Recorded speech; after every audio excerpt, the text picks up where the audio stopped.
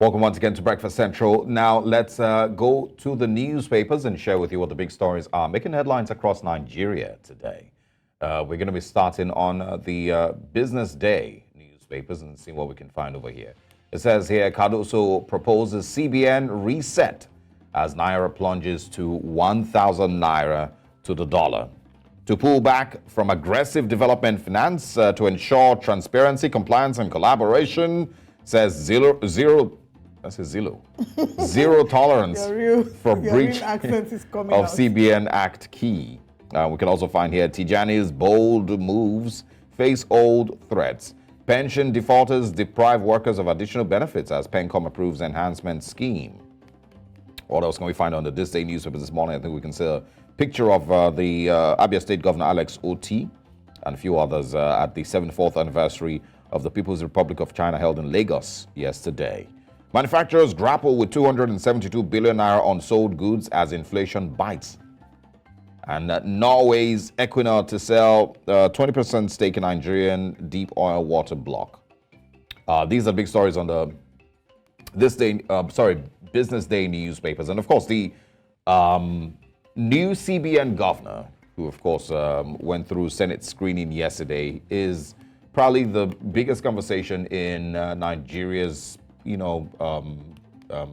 economic sector of today.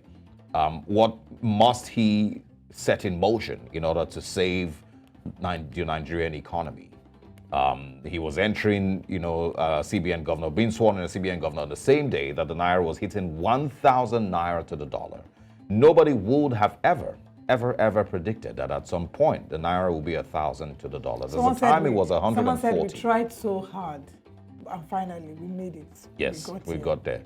There was a time that the Naira was 100. There was a time that it was 80. There was a time that it was 120, 140, 214. It, has continued to rise, and we are currently at its worst. And it's not saying, that it's at its worst because this is where it ends. There's a possibility and the fears that it would continue to go even, higher. 1,100, 1,200, 1,500, nobody knows. But these are deep fears and concerns that the average Nigerian has as to where, how much lower the value of the Naira would go. The CBN governor has a ton of work on his hands. The former CBN governor, of course, is still being held by Nigerian security agencies. Some would argue that, of course, he's been held, even if there are court orders, and of course, he's been held illegally, basically, that there are court orders that, of course, have been granted for his release. But that also, of course, is with the EFCC chairman, Abdulrasheed Bauer. But let's focus on Cardoso.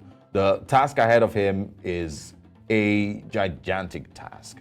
He has to find ways with which the Naira's value can breathe, and the Naira can become more valuable. He has to find ways with which we can ensure somehow, some way that we pay back the loans that we are currently owing.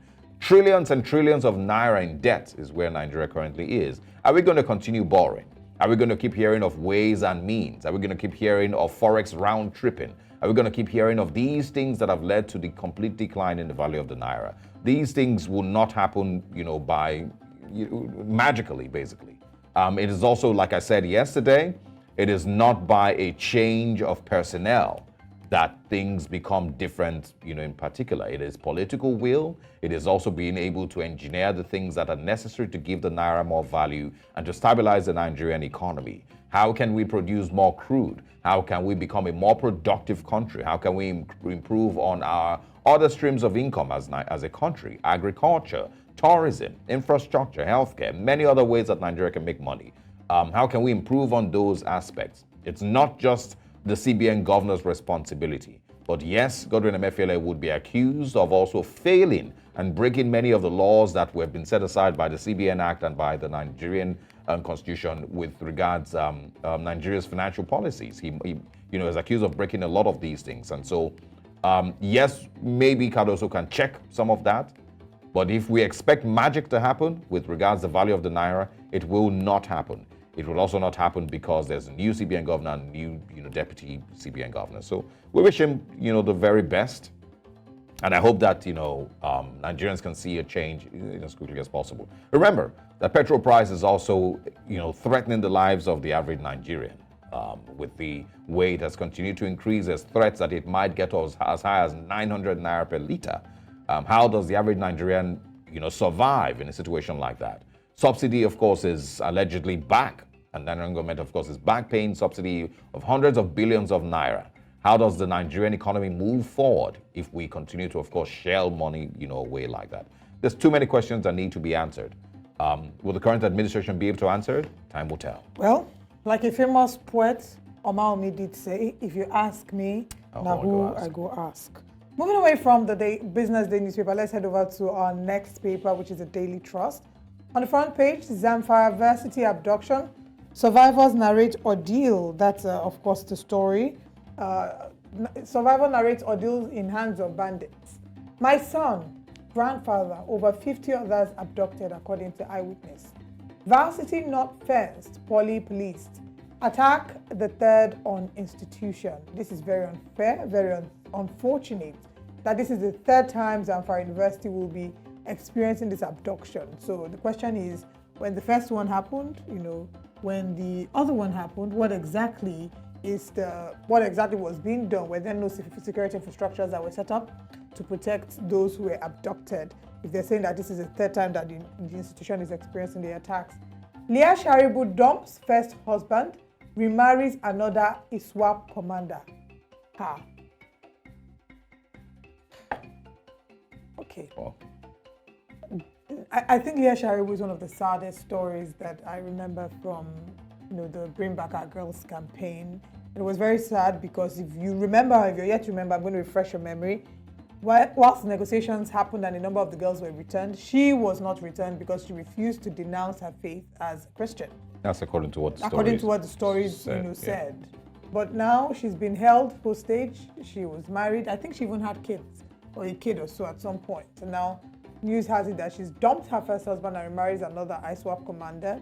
What's happening here is a case of, I would always say, Stockholm syndrome, where the abused then starts to nurse feelings for the abuser. She's unfortunately, she's a survivor of abuse, but she's still a survivor that is living with the repercussions of abuse. Shetima says economy will pick up in 15 months. Who has 15 months to wait? People are really going on that. We're talking of 15 months. Something has to happen ASAP. Gombe, tribunal upholds Governor Inuwa Yahaya's re-election and dismisses PDP's petition. Maulud, Tinubu Shetima, Atiku Akpabio Barao preach tolerance. Of course, it's Ida Maulud. Labour to embark on indefinite strike on the 3rd of October. We wonder if a number of people believe that the Labour will actually go on the strike as it has threatened to. Circumstances surrounding Mohbad's death will be unveiled in due time, says Naira Marley. That's, of course, one of the stories we'll be taking today. It's our top story in the entertainment world. We'll be exploring what he said and the reactions. Belash Mother has reacted to his statement with another message that we're talking about much later. Forex crisis, transparent rules are my immediate priorities, according to Cardoso. Targets $1 trillion GDP in 8 years, and experts urge low interest rate environment. That's all we can take on the Daily Trust. Let's head over to the next paper. Just before that, just to mention that Leah Sharibu, yes, like you said, is a victim of a failed system that should have protected her. A failed system that should have, protected her from being kidnapped in the first place, and then being able to rescue her. All these excuses of, she refused to denounce her faith and she decided to marry her captors and all of that, they're all just excuses. And they are very, very disgusting excuses that have been allowed to fly. They have been allowed to fly along with, the Nigerian government being able to, being the ones to be giving different nomenclatures to people that were carrying out terrorist activities in Nigeria, telling us that they are unknown gunmen or they are bandits or they are, different stories. Also, the same excuse that have led to people being granted pardons, even after they had terrorized Nigerian citizens and caused loss of thousands of lives. She's a victim of, that failed system that should have protected her. Whatever she's currently dealing with, yes, I would say that there still needs to be some level of truth, to the stories that are emanating from that Sharibu. But whatever she's dealing with currently is as a result of, the failures of the Nigerian system that should have protected her. It doesn't matter how many husbands she chooses to marry, agree. how many husbands or children she chooses to have with these persons. The Nigerian system failed her and failed her woefully. And the Nigerian system, once again, whoever it is that is responsible, should be ashamed of themselves.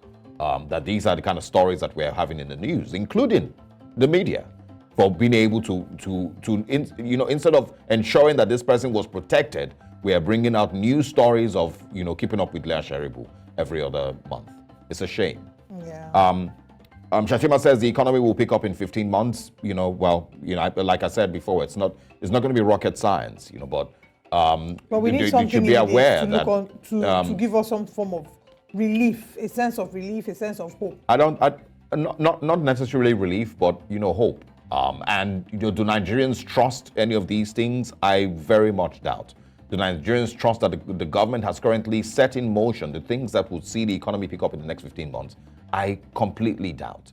If the Nigerian government still believes that doling out 5 billion naira to states to give out as palliatives in bags of rice and onions and oil is a way that will cushion the effects of subsidy removal, then it obviously tells me that they do not understand what needs to be set in motion for us to have a better economy in the next 15 months. Because from what it looks like, I don't think so. Have we been able to stop the stealing of Nigeria's crude oil? Have we been able to reduce gas flaring and be able to channel Nigeria's gas into more profitable pathways? We haven't. Have we been able to block Nigeria's borders, and help customs and immigration to stop the smuggling of goods, in and out of Nigeria's borders? I don't think so. Have we been able to fix these insecurity challenges that have bedeviled the country and made it difficult for people to do business and trade across the country? No, we haven't. Have we been able to increase Nigeria's power supply? The national grid is still collapsing every other week. We haven't been able to fix that. And so I don't know, that 15 months is achievable or will actually happen. Another story that I'm seeing here, we'll get into this, right after this very short break, is the Labour embarking on an indefinite strike. We're going to look at this, when we come back. Welcome back to Breakfast Central. We've been going through the newspapers, and before we head over to our big story for today, let's look through our final paper for this morning. And on the front page of the paper, we can see the big stories that are being shown there. Of course, we have more factories, businesses may shut down as diesel hits 1,100 naira to the litre. That's a story on page 6. What manufacturers spent on alternative energy between 2016 and 2022? You can see the numbers there. From 2016 it was 129 billion naira, and it came down to 117.38 billion naira in 2017. And as at 2022, it shot up to 144.3 billion naira. I shudder to think about what the numbers will show at the end of 2023 with the skyrocketing in our prices, price of crude oil, price of diesel. Right now, once the prices of these fossil fuels start to increase, the prices in purchasing alternative energy also, prices of resorting to alternative energy now become expensive. And I'll give you an example. We're seeing that fuel prices have increased. A number of people who have generators that rely on fuel now decided that they wanted to go to solar. I happen to be one of those people. And what the pricing we're getting for solar earlier in the year is not the same, is not in any way close to the pricing that we're getting for solar now, because everybody's running to it. There's a demand for it. So the demand of automatically affected in some measure the price of this. Yeah, absolutely. So doing business in Nigeria at this point is a very, very difficult thing to do. It's a tough place to be an entrepreneur in Nigeria because the energy crisis that we have will render especially with a national grid that always collapsing. The national grid is always dancing on a piano. So your business is at the mercy of these factors, and once you don't have the power sorted out, and that's something that I say to you, that the day we have a government that will solve our energy crisis, that is the day that you would see that the hearts of Nigerians will be turned favorably towards that government. All this backbiting and tearing down of government, let them first of all just sort out our energy crisis, because every government has made promises and has never been able to fulfill these promises. It's 2023. We said up NEPA. Our children are saying, maybe not up NEPA, the nomenclature is different, but it's still the same experiences of you being in your house, your light going off. For those who live in estates that have 24 hours power supply, it's extremely expensive even living in those places. Ridiculous. People's rent and their service charge, it's doing competition. Your rent and service charge are competing for which one is higher. Yeah, but I really just want, everyone to try and imagine what it feels like to run a business buying diesel at 1,100 Naira. It would be terrible, terrible. Cardoso says how CBN will stabilize Naira, slow down inflation, in search of qualified teachers for basic secondary education. NLC-TUC close ranks to begin indefinite strike October 3rd. It's a conversation we're about to have. And police arrest 3 Adamawa monarchs and councillor for selling palliatives. Nigeria, that's interesting.